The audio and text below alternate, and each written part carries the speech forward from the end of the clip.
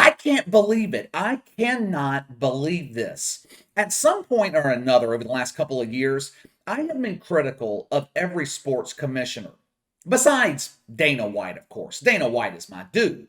I criticized Rob Manfred, commissioner of Major League Baseball, for folding to woke Twitter in the mainstream media and moving the All Star game out of Atlanta.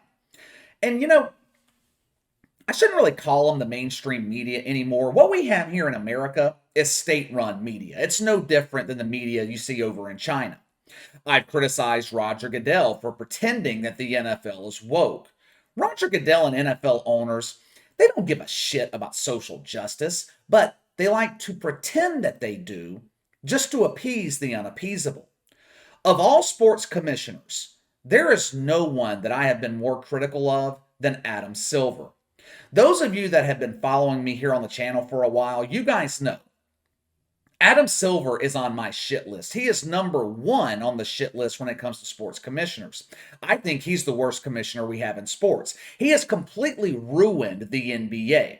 I don't recognize the modern NBA.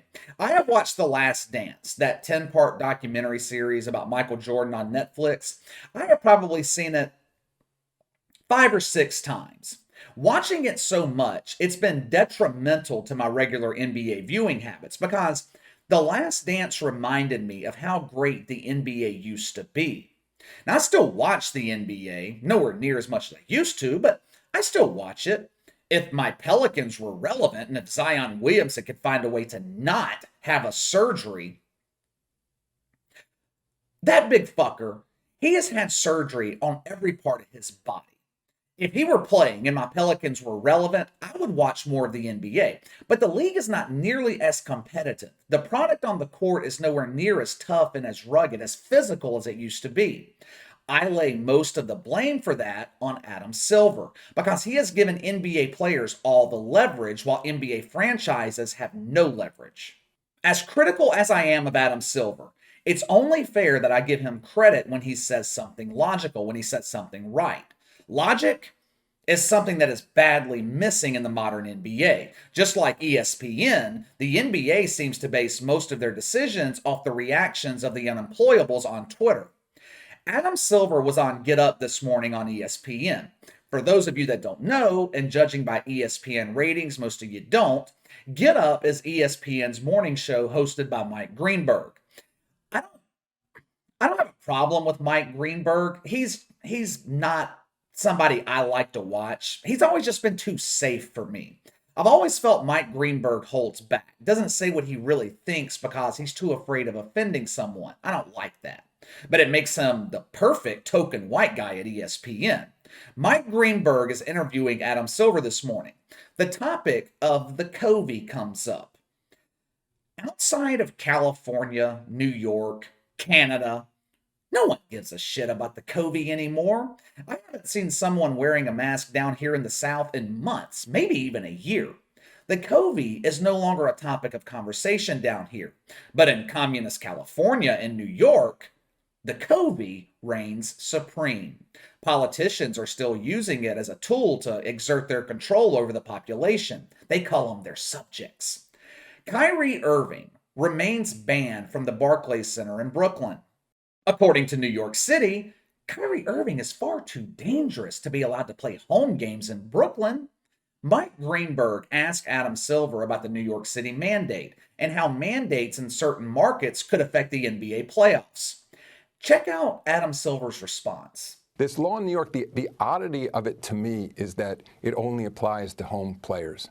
I mean, I think if ultimately that rule is about protecting people who are in the arena, it just doesn't quite make sense to me that an away player who's unvaccinated can play in Barclays, but the home player can't.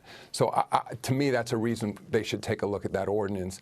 I'll say also, again, being here in the New York market, feeling particularly in the last week, many of the masking restrictions are being lifted. Mm-hmm. You can just feel it in the city. There are more people in restaurants, more people out and about. And so while, again, my personal view is people should get vaccinated and boosted, I can imagine a scenario where Brooklyn, as part of New York City, with a new mayor now who wasn't in place, Eric Adams, when that original ordinance was put in place, I could see him deciding to change along the way and say it's no longer necessary to have a mandatory vaccination requirement. As I said, particularly one that only affects home players. Well, I'll be damned. Did Adam Silver go into his wife's purse and take his balls back this morning? I cannot believe ESPN didn't censor this. I can't believe they didn't mute Adam Silver's mic. Where the hell was Stephen A. Smith? I'm sure he was down the hall watching this, having convulsions. I cannot believe this man is spewing this propaganda on my airwaves. Doesn't he know Kyrie Irving is my #1 enemy? Get this white man off my network. This is BET, damn it. Adam Silver's right, of course. The New York City mandate makes no sense. They don't believe in home court advantage in New York. They prefer to give away their advantage to the road team. According to their twisted logic, Kyrie Irving is too dangerous to be allowed into the arena.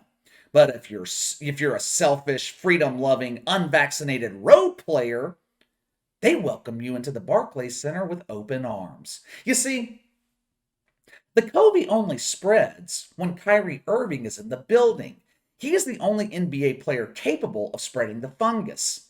Justin Holiday, forward for the Sacramento Kings, he's also unvaccinated, selfish, as Stephen A. likes to say. He's also an enemy of COVID lovers everywhere. Justin Holiday has played 4 times in New York this season, twice in Brooklyn, twice in the Garden in Manhattan, which means he boarded the team plane, infected with the Cali COVID, flew across the country, dropping his Cali COVID germs along the way, flew into LaGuardia or JFK, spreading his COVID love, and continued to do so in the arena. This demented logic isn't only secluded to New York City, they love the COVID out in California too. Los Angeles still has ridiculous mandates. They still require your children to wear masks. But doctors in California, they uncovered a startling discovery. Even though the COVID is so dangerous and contagious, it is unable to be spread during the Super Bowl. For 3 to 4 hours Sunday evening, the COVID took a break from spreading around and allowed the elites to congregate. Check it out. Look at our good friend Eric Garcetti. He is a loyal COVID crusader. He loves seeing children in masks. He himself, though, he is exempt from masking up. I have the unique ability to hold my breath. I'm not spreading the COVID. Yeah, I happen to agree. The COVID gets one look at that face, it flies in the other direction. I do have to disagree with Adam Silver on one point. He expressed his optimism that Eric Adams, newly crowned dictator in New York City, would ease up on the mandates. I don't share that same optimism. Look, the city has nowhere to go but up from here. For the last 8 years, New York has been devastated by Bill de Blasio, the pot-smoking bum who slept until 11 o'clock every morning. At least Eric Adams seems to be awake during most of the daylight hours, but I'm not entirely sure that's a good thing. This dude has been embroiled in one racial controversy after another. He's only been in office for less than 2 months. He ran on a platform of implementing law and order, but he seems to be on this crusade against 43% of the city's population.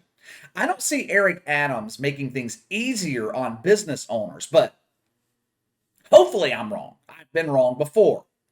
What surprised me the most about this, besides the fact that Adam Silver reclaimed his balls, was that this was said on ESPN airwaves. The mask has been removed at ESPN.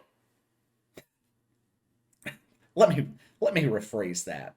ESPN is no longer hiding the fact that they're a network full of miserable social justice warriors. They're no longer hiding their true intentions. ESPN is essentially state-run media, equivalent to CNN or the New York Times. But at least at the New York Times, they have some semblance of journalism every so often. There is no journalistic integrity at ESPN anymore. You're allowed to have one opinion and one opinion only. Woke. Did you guys see that report yesterday about ESPN allowing Bomani Jones to appear on Joy Reid's propaganda hour at MSNBC? Did you see that? The reason this made news, ESPN doesn't usually share their on-air talent with other networks. They want to keep all the propaganda to themselves. When they do allow it, Someone like Sage Steele goes on Jay Cutler and exposes the hypocrisy behind the scenes at ESPN. They have to keep truth exposure to a minimum. But they knew Bomani Jones wouldn't embarrass them on MSNBC. Bomani Jones is well versed in bullshit, and I guess him appearing alongside Joy Reid was actually fitting. No one watches or listens to Bomani Jones. No one watches Joy Reid. Her ratings are down 48%. Bomani Jones has had multiple shows canceled for low ratings at ESPN. It's been rumored that MSNBC is canceling Joy Reid for low ratings. Hell, Bomani Jones, Joy Reid, they have a lot in common. Once they're both unemployed here in a couple of months, maybe they can link up with Jamel Hill and produce a podcast that no one will listen to. Anyway, let me know what you guys think of Adam Silver saying the New York City mandate doesn't make any sense. It wasn't what I would call scathing commentary, but it was a rare instance of logical thinking from the NBA commissioner. Sound off in the comments below. Make sure to like and subscribe. Click the notification bell to receive all notifications from the channel. Best way to contact me is by email at btlkc84@gmail.com, KC_BTL84 on Twitter. I'll see you guys tomorrow.